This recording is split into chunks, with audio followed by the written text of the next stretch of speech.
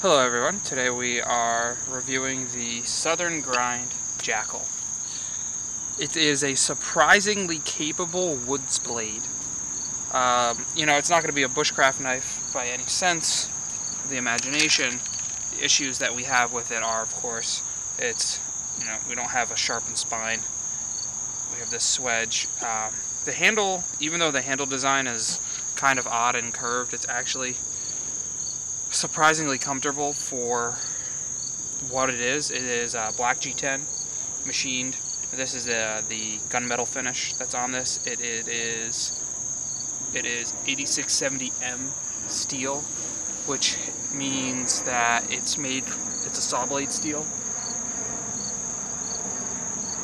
And what Southern Grind actually does is they recycle saw blades for this steel. It's supposed to be cryogenically treated. All in all, the steel is not a super high wear resistant steel. It's pretty middle of the line carbon steel. It's pretty easy to resharpen.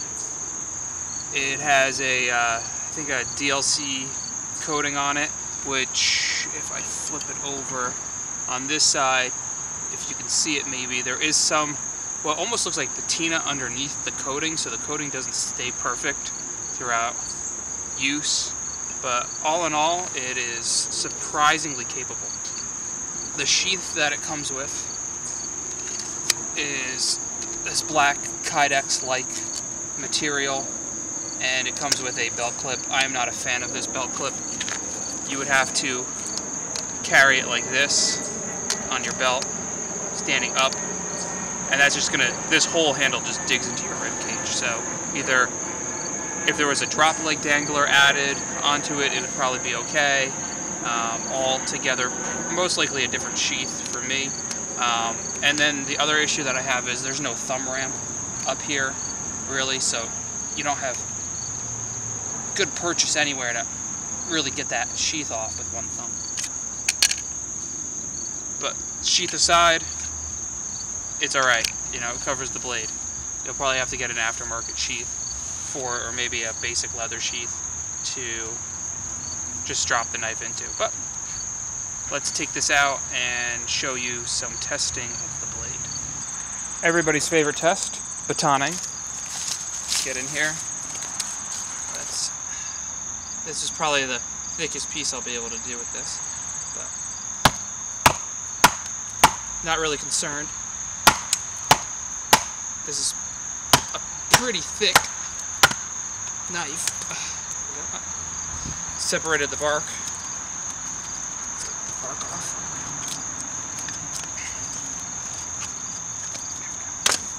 That bark didn't want to come off before. There we go.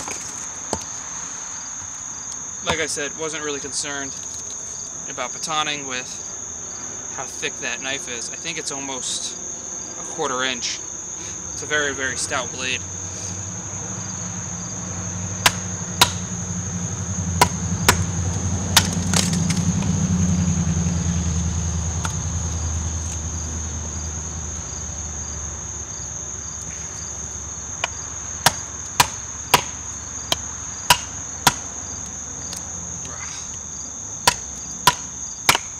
This is a twisted piece of wood. Okay.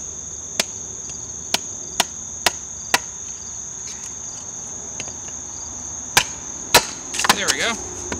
Feathering or making curls. So this is actually where I really like this knife and where it really surprises me. Find a good angle, there we go.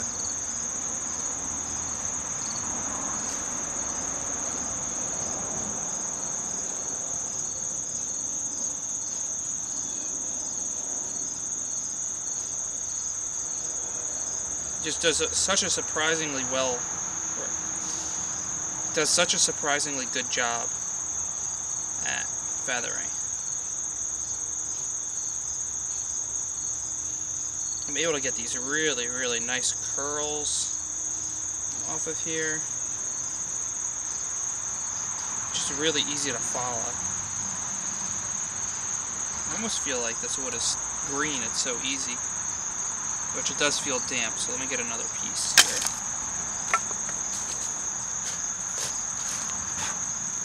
But I think even with this it should be fairly easy. This is much harder.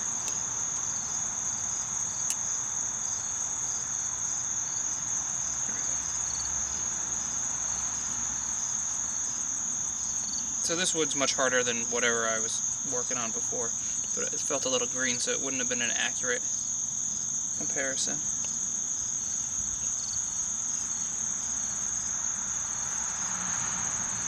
There we go, now we're in here. So given this wouldn't be the most comfortable knife in the world, now that I'm really holding onto this tight, I'm very conscious about it, but it creates these awesome little tiny curls. Let me see what other pieces I have around here.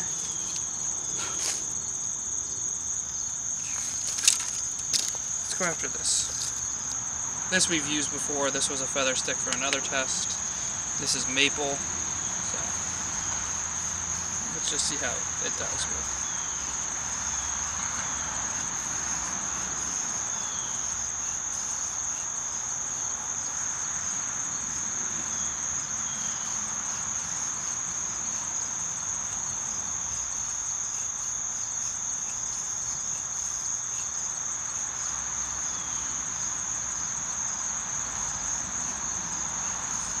So it's not going to bite in there super deep, but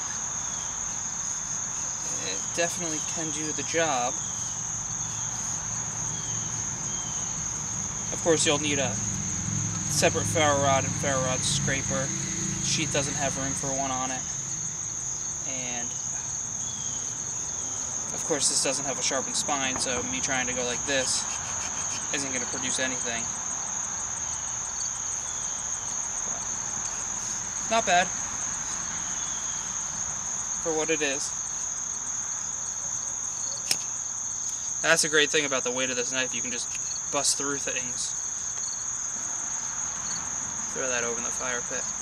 Yeah, the weight of this knife really lends itself to just that flick of the wrist cutting actions.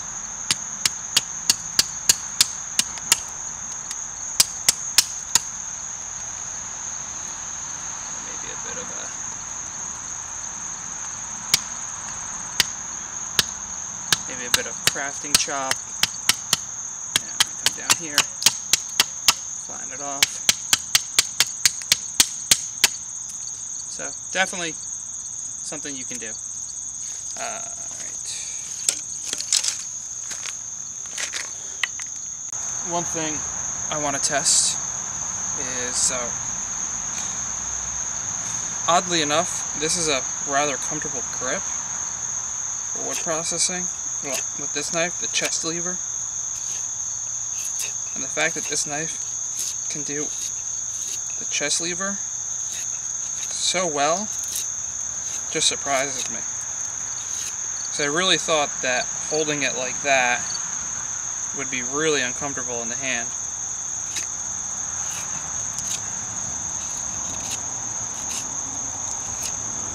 Let me get a greener stick here. Ugh. But it's just not. There we go. So, and the fact that this can strip bark like nothing. You take really fine. I can get in here. This is what really gets me about this knife, is that I can do this stuff with it. Why I think it's such a capable woods knife.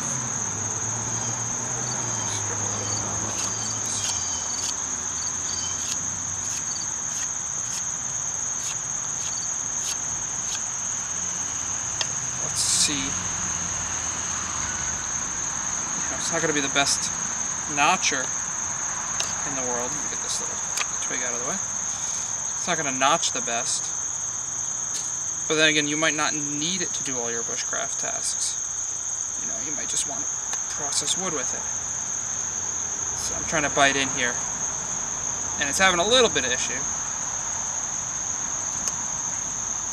where, you know, I skipped over my notch, my stop cut in my notch.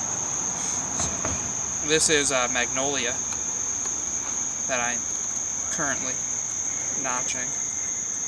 Put this big thick spine on here, makes it really comfortable to push on, and that it's rounded off and not sharpened.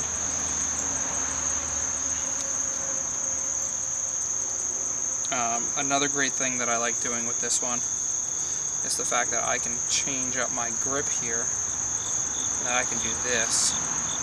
Very, very controlled motions here.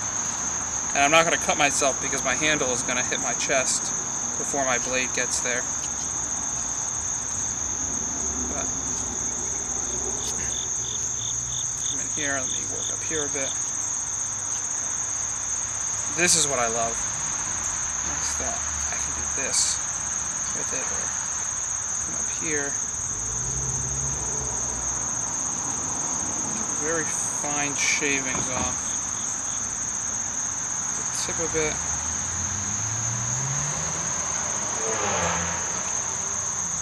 So that's what I love about being able to use this blade in this manner.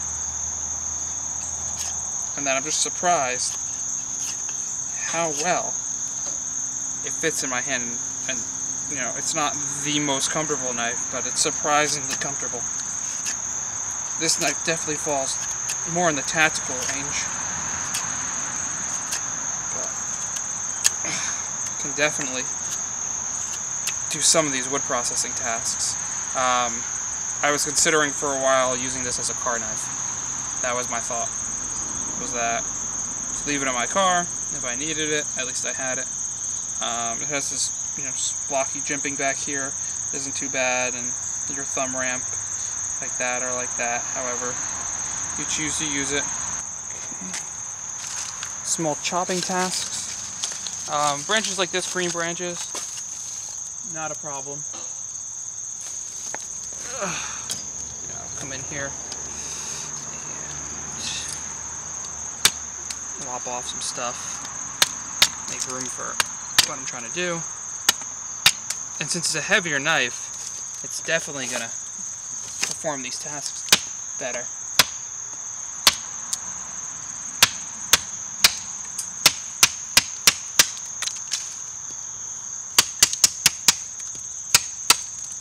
Don't even really have to do the full-on V-cut. Almost made it through that on one swing. If you really get that wrist flick in there, it really helps to try and bust through this. So, all in all, is it a good knife? Yeah, it's a good knife. It's surprising. Is it a cool looking knife? Yeah, it's really cool. It looks really awesome. Is it my first choice? No. Is it my last choice in blade? No. I don't think I'd use it as a camp knife, or I might use it as a camp knife. It would probably do pretty well in food prep, even though it is quite thick. Would I use it as my primary bushcraft knife? No. You know, it's more of a tactical knife, more of a very large EDC. I think it's about 4 3/4 inches, or 4 1/4. It's over 4 inches. It's just the look. I think the look really brought me to this knife. But it's surprising how well it works. I dislike the sheath, but that's minor. If you're willing to, you know, go a little bit above and beyond and get a better sheath, then you're totally fine. Or, again, if it's something like a car knife, then you just leave it in the sheath in your car, and you don't really have to carry it on you. And if for some reason you need a large, you know, heavy-use knife, it's there. It's a decent steel.